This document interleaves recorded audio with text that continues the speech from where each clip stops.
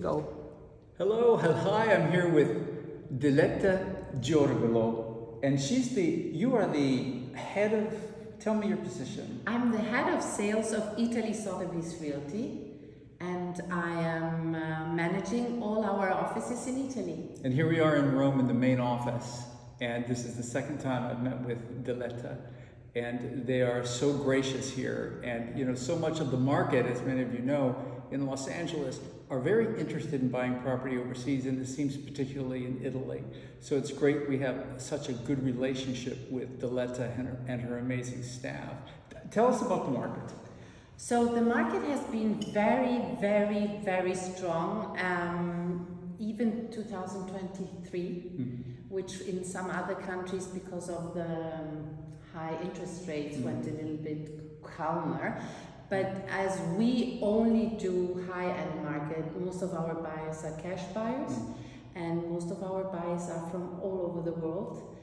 And of all the international buyers, 60% are US buyers. So 60%. 60%. Not only buyers, we have also a lot of US sellers. So just to give you an idea, the highest sale we did last year in Rome for 35 million was a sale that we done through our UK office. It was a German buyer, but who was first referred by one of our offices in the US. Wow. And we sold last year also an 8 million euro apartment in Rome, which was from a seller from Phoenix, Arizona, which was again referred from our office in Phoenix, and the buyer was from Texas.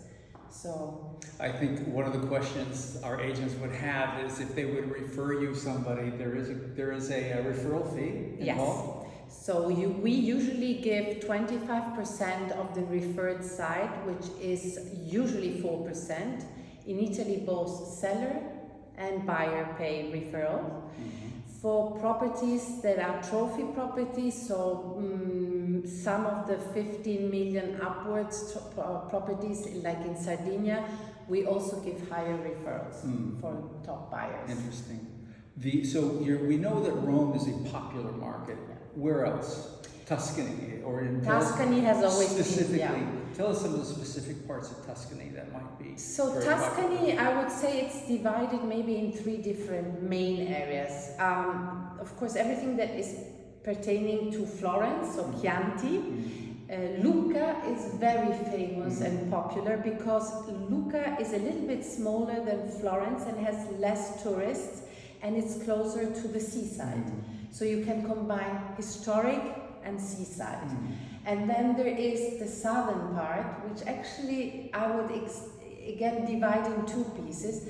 One is the Val d'Orcia, and then that's a valley. It's this beautiful valley region that when you see pictures of Tuscany, usually yes, it would be the Val d'Orcia. Yeah. It's because it's just so amazing. Yeah, exactly. The postcard pictures with the cypresses are usually taken in Val d'Orcia. And then lately, very strong also with international buyers is the Argentario. So it's a peninsula to the south of Tuscany, which borders with Lazio, which is the region of Rome, and it's an easy drive from the airport in Rome, and it's a seaside resort.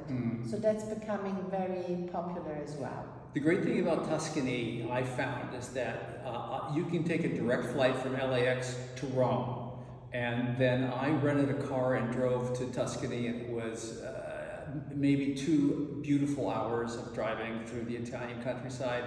I went to Cortona, which is, you would know from the famous movie Under the Tuscan Sun, where I stayed, and then from there I was able to use it as a base and go so many places, including taking a train to Florence, which was an hour and 20 minutes from Cortona. To give you an idea that I can, with the fast train, high-speed train, I go to our office in Florence in the morning. I arrive at 9 o'clock. And it's an hour, 29 minutes from Rome city center to the Florence city center. That's on the high-speed train. Yeah. The Italian train system is pretty amazing. Yes, I must say. Before, for us, it took like us 5.5 hours to go to Milano. or we could go by airplane, but that's always a little bit more tiring because you have to get to the airport, there is security, and now it's 3 hours by train, and it's so good.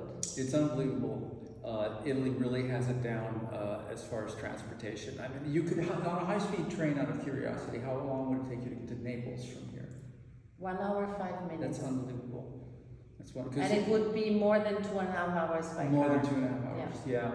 So what in real estate we always like to know, like, what is where's the up and coming place? What is the next, the big place where we think in time we'll see amazing appreciation and so on. If you were to give us one or two examples. Sicily. I've heard that. Yeah.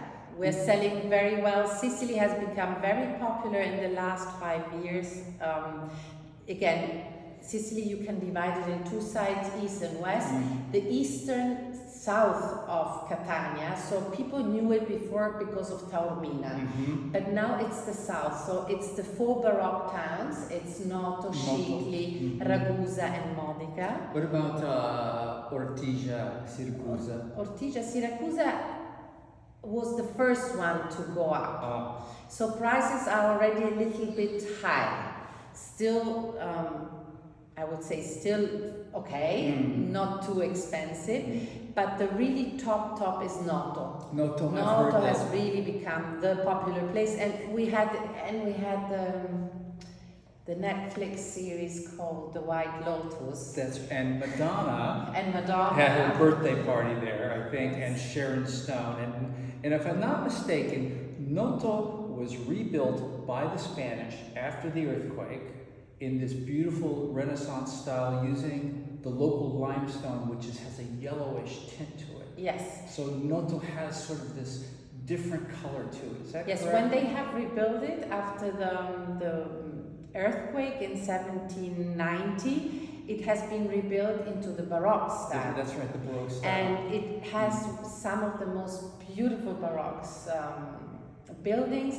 Just to give you an idea, even Roccoforte, which is a very famous hotel brand, a luxury hotel brand, just recently purchased one of these Baroque buildings and has done or is going to do a beautiful. And you have an office in Noto. Yes, I have an office. We have an office in Noto, and we soon will have also an office in Palermo. Very good. Yeah, Sicily. I keep hearing so much about Sicily here in Italy because my origins are there, and people will ask in my broken Italian as I speak to them, how do you know Italian and where's your family from? And every time I say Sicily, they say, "Oh, Sicily, bellissimo." Bellissimo. It is beautiful. The Italians have even seen, it seems that the mainland Italians have even discovered it, Sicily. Yes, lately. All the people from finance and especially from fashion in Milano, they bought homes there because of the weather in winter. Of course, it's mild and Sardinia is more about the seaside. Sicily combines culture, food, history, and the sea. So much history. And if everybody thinks of Sicily, those that know anything, they'll think Palermo, of course, and then Taormina, which is beautiful. But has become a little bit too touristic. Too touristic, so there's just so much more. And yes. Sicily is large. It's huge. Yeah, you might think, I'll take a day trip to Sicily and drive around it. No, that's not going to happen. It's like the size of New Hampshire. Yeah, I think to do a really nice tour of Sicily, you would need 10 days just to have the first glimpse. Where else? Sicily was a great one. Where else? We know Tuscany has got to be a destination. Yes, but Tuscany has been for hundreds of years the destination. So I would say Umbria next to Tuscany is also beautiful because it's very similar. And represents better value. Better value still. Umbria, and then there is another example because everybody knows Amalfi, okay? But Amalfi is a little bit more expensive, Capri as well. So now we're seeing a lot of interest to south of Amalfi. It's called the Cilento and Maratea. And its seaside is as beautiful, and maybe even the sea is even more beautiful than the Amalfi coast. Wow. and prices are still more interesting. If you are not familiar with the Amalfi Coast, and if you look at photos of it, you're going to absolutely say, this looks like Palos Verdes. It really does. And people that have come here before I ever went to Amalfi would say, oh my gosh, they were there, they said it looks so much like Palos Verdes, and having gone there about 6 months ago, it really is true. Where I live, it looks like Amalfi. It looks like Amalfi. Yeah. And then another area that, northern Italy has also become more popular. People know about Lake Como because of George Clooney, but the other two lakes are becoming more and more requested, one is Lake Garda, the other one is Lake Maggiore. And Lake Maggiore has become a little bit like the countryside to Milan. So people who want to buy in Milan sometimes decide to go into the countryside of Milan. And Lake Maggiore is still more convenient than Lake Como. Lake Como is really only trophy properties. Yeah, yes. But now what about just maybe lastly, what we've heard so much about the Cinque Terre and the main port, beautiful port city of Portofino. Portofino, yes. Well, these are two very small places. So Portofino, very expensive. The Cinque Terre is also like coastal, of course. It's about hiking. It's a bit different than what people expect. It's 5 little villages, which are very cute. More tourism than sales, I would say. People want to go where they have more space. I agree. I understand. So they're looking for new places for the first time, like Piedmont. Nobody would buy in the Langhe or where you have the truffles, but now we just did a sale to a US buyer. In Piedmont. In Piemonte, yes. Piemonte, which in so many of these regions here are well known to us as Americans because of the amazing wines they produce in Piemonte. One of course, Tuscany with Montepulciano. Yeah. But Piedmont has some of the best Italian wines. Yeah, and in fact, the wines all through Italy, all through, even though Sicily is really... Sicily is building now really good wines. They grow more grapes than any particular region, I think. So yeah, there's so much. Anything else you want to say? And it's such a pleasure to be here. I cannot tell you, the Italians, well, Diletta and her staff are always so gracious. This is the second time I've been here, but is there anything you want to say?